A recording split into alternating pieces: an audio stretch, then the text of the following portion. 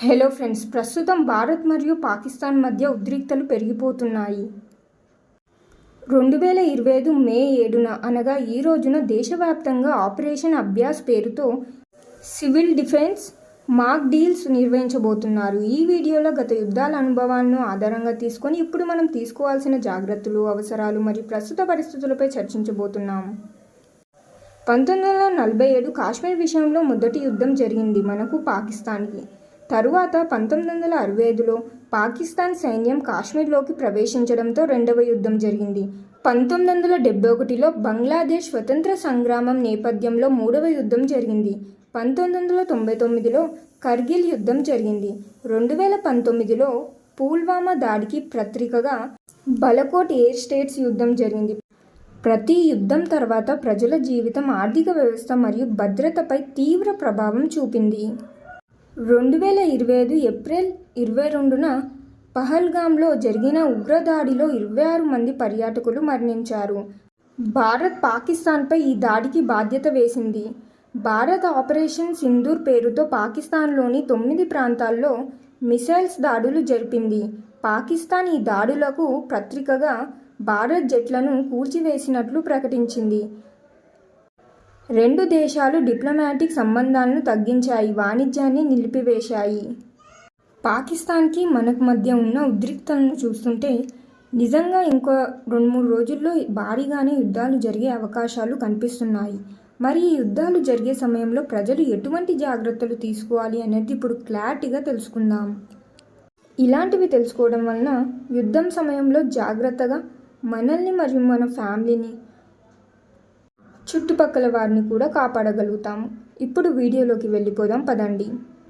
2025 మే 7న అనగా ఈ రోజు దేశవ్యాప్తంగా 244 జిల్లాల్లో డ్రిల్స్ నిర్వహించబడుతున్నాయి. హైదరాబాద్లో సాయంత్రం 4 గంటల నుండి 4:30 గంటల వరకు డ్రిల్స్ జరుగుతాయి. అంటే ఏమిటంటే సైరన్లు, బ్లాక్అవుట్లు, ఎవాక్యూషన్స్ ప్రాక్టీస్లు ఉంటాయి.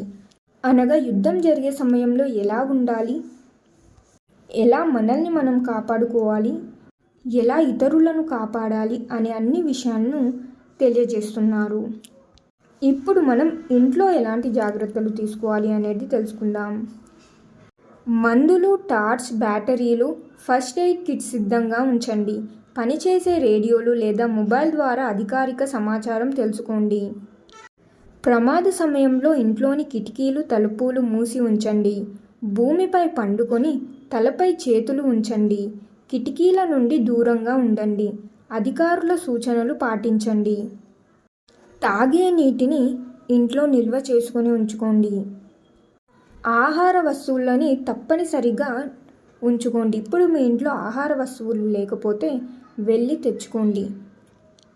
ఎప్పుడు యుద్ధం అవుతుందో తెలియదు, అవుతుందా అవ్వదా అనేది పక్కన పెడితే ముందుగానే ముందు జాగ్రత్తలు తీసుకుంటే ఒకవేళ యుద్ధం అయ్యే సమయంలో చాలా ఉపయోగపడతాయి. మందులను తప్పనిసరిగా పెట్టుకోండి. అనగా జ్వరం టాబ్లెట్స్, ఇంకా ఏవైనా అవసరమైనవి తప్పకుండా మీ దగ్గర ఉంచుకోండి. మరియు first aid kit, bandage, antiseptic, pain killers వంటివి తప్పకుండా పెట్టుకోండి. మరియు ముఖ్యమైనది టార్చ్, అదనపు బ్యాటరీలు. యుద్ధం జరిగే సమయంలో కరెంటు కూడా ఉండదు కావున టార్చ్ వంటివి తప్పనిసరిగా పెట్టుకోండి. మరియు కమ్యూనికేషన్, పనిచేసే రేడియోలు, పవర్ బ్యాంక్ వంటివి ఉంచుకోండి. మరియు ఐడి కార్డులు, ఇన్సూరెన్స్ పేపర్లను కూడా జాగ్రత్తగా పెట్టుకోండి. ఒకవేళ యుద్ధం జరుగుతున్నా కూడా పరిస్థితిని శాంతంగా స్వీకరించండి. పిల్లలతో మాట్లాడి వారికి భయం లేకుండా చేయండి. పరిచయస్తులతో కాంటాక్ట్లో ఉండండి. అధికారుల సూచనలు పాటించండి. ఎక్కడ ఎటువంటి శబ్దాలు పెద్దగా వచ్చినా కూడా ఇంట్లో ఉంటే బయటికి వెళ్ళకండి. బయట ఉంటే ఏదైనా దగ్గరలో ఉన్న భవనంలో అయినా ఎక్కడికైనా వెళ్ళి దాక్కోండి. గత అనుభవాలను ఆధారంగా తీసుకొని ప్రస్తుత పరిస్థితుల్లో ముందస్తు జాగ్రత్తలు తీసుకోవడం అవసరం. ప్రతి ఒక్కరూ తమ కుటుంబం, సమాజం కోసం బాధ్యతగా వ్యవహరించాలి. అధికారుల సూచనలు పాటించి శాంతి మరియు భద్రత కోసం కృషి చేయాలి. ఇది ఫ్రెండ్స్, యుద్ధం అవుతుందో లేదో తెలియదు, కానీ ఇలాంటి జాగ్రత్తలను ముందుగానే తెలుసుకుంటే ఒకవేళ యుద్ధం అయ్యే సమయంలో కూడా మనకు భయం కలగకుండా ఎలా ఉండాలి అనేది ఒక అవగాహనగా ఉంటుంది. కావున మీ ఇంట్లో ఎటువంటి ఆహార వస్తువులు ఏమీ లేకపోయి ఉంటే ఇప్పుడే వెళ్ళి తెచ్చుకోండి. మరియు మందులను కూడా తప్పనిసరిగా తెచ్చుకోండి. యుద్ధం జరుగుతుందో లేదో అనుకోవడం బదులు ముందుగానే జాగ్రత్త పడడం చాలా మంచిది. సో ఇలాంటి విషయాలను మీ ఫ్యామిలీ అండ్ ఫ్రెండ్స్కి కూడా షేర్ చేసుకోండి. ఈ వీడియో మీకు ఉపయోగకరంగా అనిపిస్తే లైక్ చేయండి. మరియు ఇలాంటి ఇంకెన్నో ఉపయోగకరమైన వీడియోస్ కోసం మన ఛానల్ని సబ్స్క్రైబ్ చేయండి. ఇంకొక వీడియోలో మళ్ళీ కలుద్దాం.